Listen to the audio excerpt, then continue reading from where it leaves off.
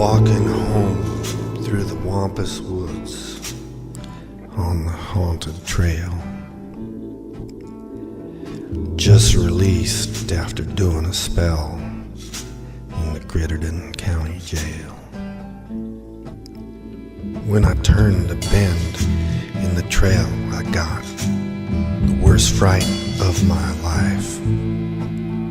Most horrid thing I've ever seen, the decomposing corpse of my wife.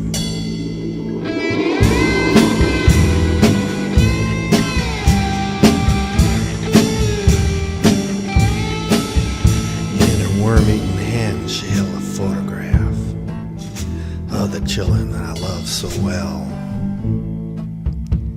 She drowned them in the bathtub 20 years ago, plunged me into hell.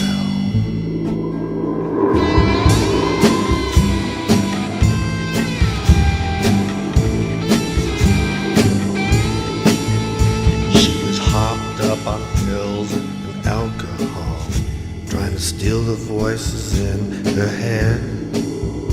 But the voices told her exactly what to do, and then our kids were dead.